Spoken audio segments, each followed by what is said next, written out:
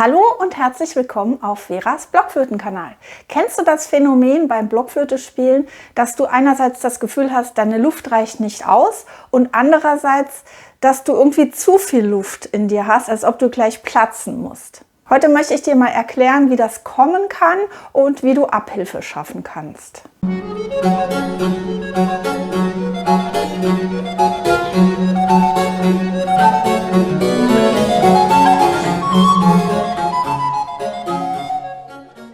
Gerade wenn du ein Stück spielst, in dem du nicht viele Gelegenheiten hast, in Ruhe mit viel Zeit einzuatmen zwischendurch,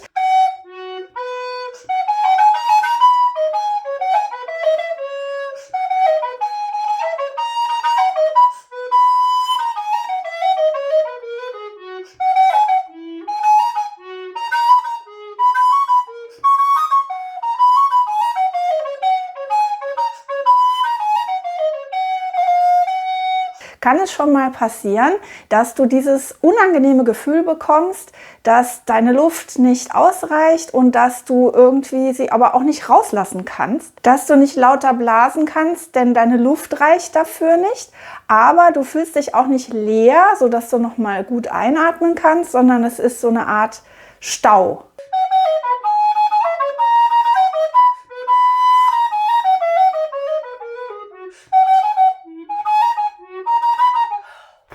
Das kann jetzt zum Beispiel in diesem Stück passieren, was ich heute mal als Beispiel gewählt habe, aus Opus 2 von Robert Valentine oder auch Roberto Valentino. Und wenn ihr genau hingehört habt, dann habe ich zwischendurch geatmet und hatte aber jeweils nicht viel Zeit dazu. Wie kann ich jetzt trotzdem im Atemgleichgewicht bleiben, dass genauso viel Luft rein wie raus geht in meinen Körper und dass ich ein ganz entspanntes Gefühl habe beim Spielen?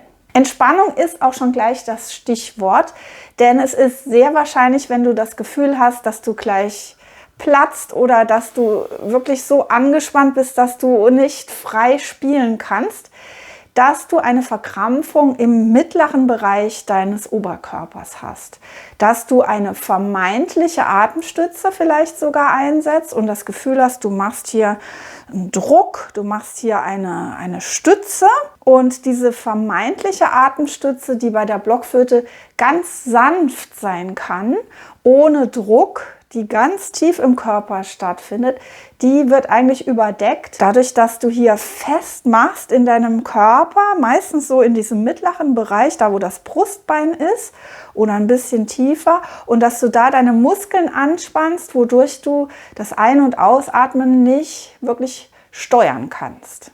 Dann kann es dir passiert sein, dass du während des Stückes bei den Atemzeichen gemeint hast, du atmest ein, aber dass du eigentlich nur den Mund aufgemacht hast und vielleicht ein kleines Häppchen Luft eingeatmet hast, aber nicht wirklich tief eingeatmet hast.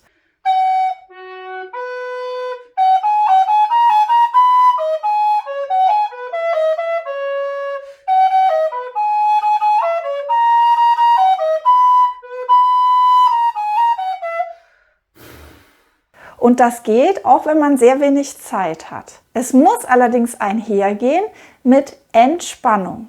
Also jedes Mal, wenn ich während des Stückes einatme, versuche ich mich gleichzeitig für diesen kurzen Moment total zu entspannen, damit die Luft auch ungehindert in den Körper strömen kann. Wenn ich das nicht tue und hier festmache und wirklich nur denke, ich habe nicht lange Zeit, ich schnapp mir schnell ein bisschen Luft und dann muss ich ja schon wieder weiter, dann bleibe ich verkrampft, bleibe ich fest und geht es nicht.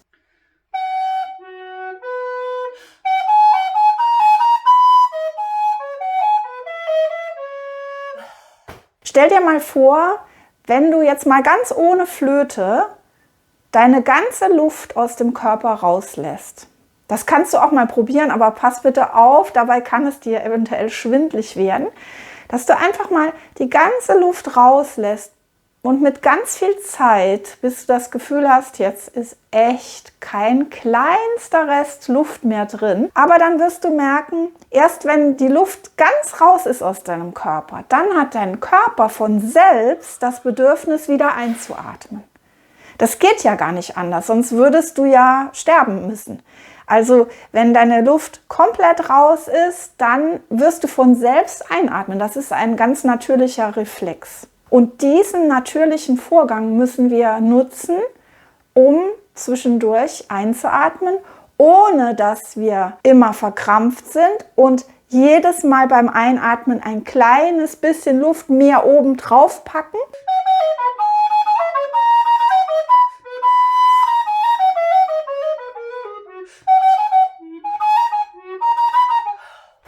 Dazu gehört aber nicht nur das Einatmen, sondern auch das Ausatmen. Und da können wir jetzt wirklich mal im Detail gucken bei diesem Stück, was ich damit meine und wie du das machen kannst. Die Entspannung, die darf nämlich nicht nur beim Einatmen stattfinden, sondern auch beim Ausatmen. Und das Ausatmen machst du durch die Flöte. Das Ausatmen ist dein Ton. Und jetzt schauen wir mal anhand dieses Stückes, wie du möglichst natürlich ein- und ausatmen kannst beim Blockflöte spielen. Denn darum geht es. Wir nehmen mal den ersten musikalischen Abschnitt, die erste Phrase.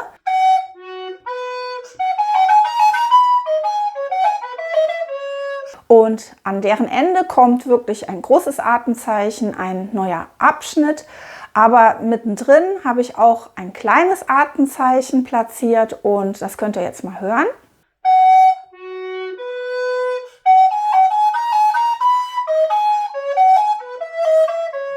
Was ich jetzt nicht gemacht habe, ich habe nicht beim ersten Atmen, also nach der übergebundenen Note C, gedacht, jetzt muss ich ja weiterspielen und durchkommen bis zu diesem großen Atemzeichen und dann mit der Luft dosiert und gespart.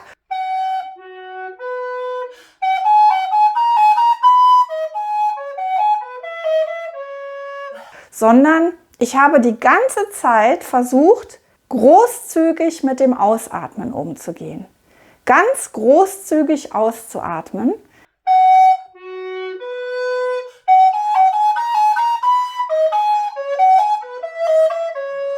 Denn ich habe mich gleichzeitig dazu entspannt und dann hat man endlos Luft. Man hat nämlich viel mehr Luft noch im Körper, als man denkt. Wenn ihr das wirklich mal probiert, ohne Flöte die gesamte Luft nach und nach aus eurer Lunge rauszulassen, dann werdet ihr mal merken, wie lange das eigentlich dauern kann. So, ich habe mir also gedacht, bei den ersten 3 Noten schon, bei diesen ersten 4 Noten eigentlich mit der Überbindung, da lasse ich jetzt ganz großzügig die Luft raus und dann atme ich wieder ein. Weil ich die Luft ja rauslasse, so viel wie möglich, macht mein Körper von selbst den Reflex und möchte wieder einatmen. Das brauche ich gar nicht zu tun in dem Sinne. Ich brauche das nicht zu machen, ich brauche mich nicht zu verkrampfen. Es geht sozusagen von selbst. Und dann habe ich das Vertrauen, dass ich die Luft in vollen Zügen rauslassen kann bis zum nächsten Abschnitt. Falls ihr jetzt denkt, ja, die Vera, die ist ja auch Profi, die kann das natürlich, die hat die Atemstütze drauf. Ja, aber so lernt man auch die Atemstütze, wenn man das probiert. Denn was passieren kann, wenn ihr das jetzt versucht, dass ihr erstens zu leise spielt, also unter dem Radar sozusagen eures schönen Klanges und dass ihr versucht, mit der Luft zu sparen, damit sie auch reicht. Und auch wenn das paradox klingt, ihr müsst genau das Gegenteil tun. Ihr müsst da, wo ihr spielt, die Luft großzügig rauslassen, damit ihr auch den Reflex habt, dass ihr wieder einatmen möchtet, dass das sozusagen von selbst geht. Ich zeige euch nochmal, was passiert, wenn man das nicht macht, sondern wenn man in den Atemzeichen Päuschen zwar sowas macht wie einatmen, aber immer mit dem Gefühl, ich habe nicht viel Zeit und ich habe ja noch Luft, aber ich muss ja noch ein ganzes Stück weit spielen, also versuche ich immer mehr und immer mehr Luft einzuatmen.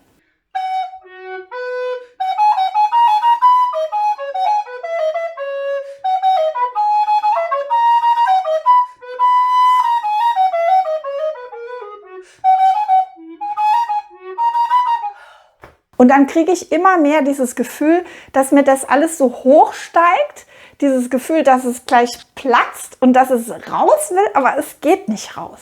Ja, so einfach ist das eigentlich. Ihr müsst natürlich gucken, wenn ihr das jetzt trainieren möchtet, dass euer Atem schön fließt in beide Richtungen.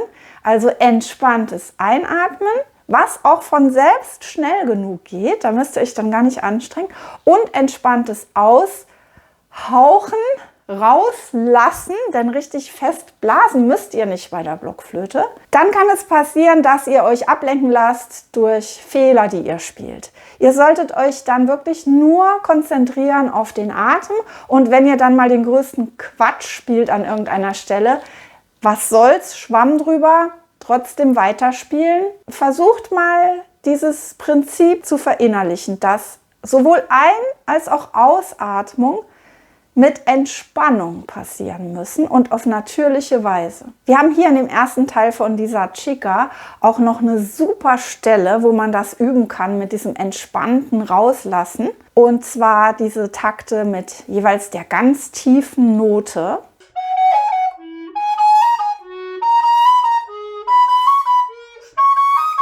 Und musikalisch gesehen ist sogar die tiefe Note hier die wichtigste Note, die betonte Note, auf die man eigentlich zuspielen möchte. Was passiert jetzt, wenn ihr das spielen möchtet? Ihr habt erstmal diesen riesen Sprung von den mittleren, hohen Noten da zu diesem ganz tiefen Ton jeweils. Das kann technisch gefährlich sein.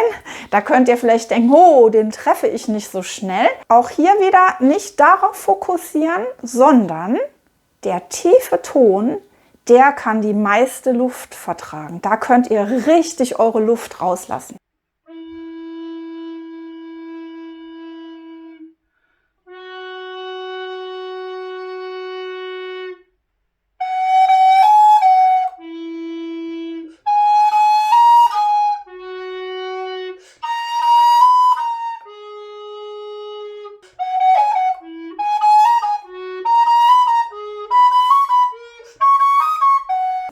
Erinnert euch nochmal, ich habe das ja schon in vielen Videos erzählt und das kennt ihr auch aus meinem Blockflötenkurs, Blockflöte Next Level. Gerade die tiefen Töne, die können wir mit voller Luftmenge blasen, aber ganz entspannt. Also gerade bei solchen ganz tiefen Tönen könnt ihr dieses entspannte, großzügige Rauslassen der Luft üben. Hier denkt man, ja, ich habe die Zeit nicht und der große Sprung ist schwierig. Ihr müsst es einfach mal probieren. Ihr könnt ja mal ganz raus aus dem schnellen Tempo und das in schön langsam probieren.